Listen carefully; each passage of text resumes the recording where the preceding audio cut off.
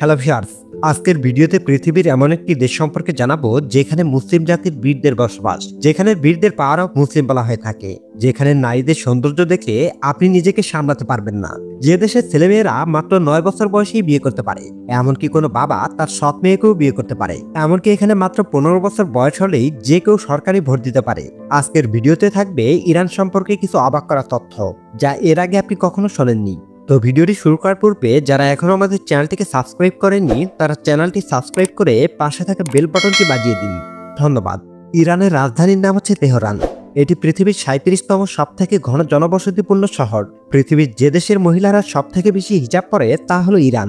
ইরানের মোট জনসংখ্যা 8.8 কোটি, যার মধ্যে 91 লাখ জনসংখ্যা ইরানের রাজধানী তেহরানে বসবাস করে। মধ্যপূর্ব এশিয়ার সবচেয়ে সুন্দরী মহিলা হলো ইরানের মহিলারা। তাদেরকে কালো পোশাকের রানী বলা হয়। এখানে নিয়ম হচ্ছে 9 বছরের ঊর্ধ্বের সমস্ত মহিলাকে হিজাব পরতেই হবে। কোনো নারী হিজাব না পরে কোনো পুরুষের সামনে আসতেই পারবে না। এদেশে 99% জনসংখ্যায় মুসলিম, এদের মধ্যে 90% শিয়া মুসলিম। ইরানের মহিলারা খুব বেশি পরিমাণে প্লাস্টিক সার্জারি করিয়ে থাকে। ইরানে একটি অদ্ভুত বিবাহের রীতি রয়েছে। এক্ষেত্রে বিয়ের আগে একটি এগ্রিমেন্ট করা হয়, যাতে করে এই বিবাহিত সম্পর্ক কিছু দিনের, কিছু মাসের বা কিছু বছরেরও হতে পারে। ইরানের মোট জনসংখ্যার 93% হচ্ছে শিক্ষিত। মোট মহিলা জনসংখ্যার 80% হয় শিক্ষিত। তা সত্ত্বেও ইরানে এমন কিছু নিয়ম রয়েছে যা বর্তমান সমাজের কাছে লজ্জাজনক। কারণ এখানের আইন অনুযায়ী মেয়েদের 9 বছর হলে এবং ছেলেদের 15 বছর হলেই বিয়ে দেওয়া যায়। এক্ষেত্রে তো কম বয়সী মেয়েগুলোর 50 অথবা 55 বছর বয়সের লোকের সাথে বিয়ে দেওয়াটাও বৈধ। এমনকি কোনো বাবা তার সৎ মেয়েকেও বিয়ে করতে পারে। ইরানে মাদকদ্রব্য খাওয়া এবং বিক্রি করা দুটোতেই নিষেধাজ্ঞা রয়েছে। তার সত্ত্বেও ইরানে প্রায় 9 কোটি লিটার অ্যালকোহল প্রতি বছর পান করা হয়। ইরানের মহিলারা কোনো স্টেডিয়ামে গিয়ে খেলা দেখতে পারে না, এটা আইনত। ইরানের তৈরি কার্পেটের জগৎজোড়া নাম রয়েছে।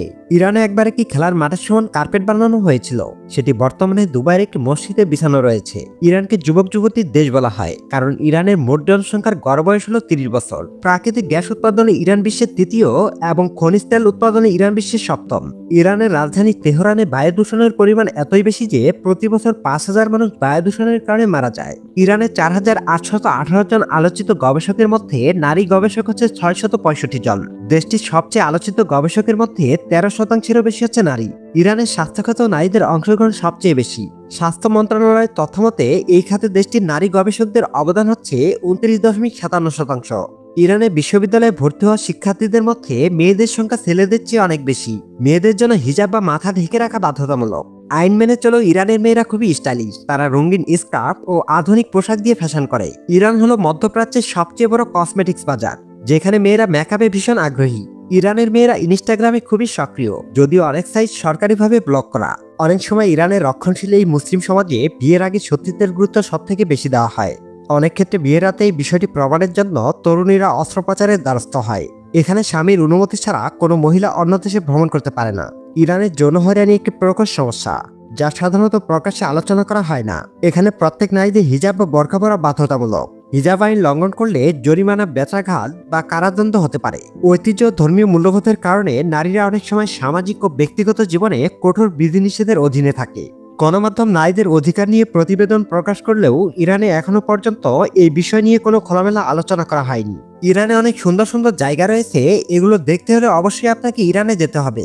বাংলাদেশি 1 টাকা সমান ইরানি 346 রিয়াল এবং ভারতীয় 1 রুপি সমান 489 রিয়াল। তো ভিউয়ার্স, এই ছিল আজকের ভিডিওটি যদি আপনাদের ন্যূনতম ভালো লেগে থাকে তাহলে ভিডিওতে একটি লাইক, কমেন্ট করে জানিয়ে দিবেন ইরান দেশটি আপনাদের কাছে কেমন লাগলো। আর এরকম ভিডিও পাওয়ার জন্য অবশ্যই চ্যানেলটি সাবস্ক্রাইব করে পাশে থাকা বেল বাটনটি বাজিয়ে দিবেন। এতক্ষণ সাথে থাকার জন্য ধন্যবাদ।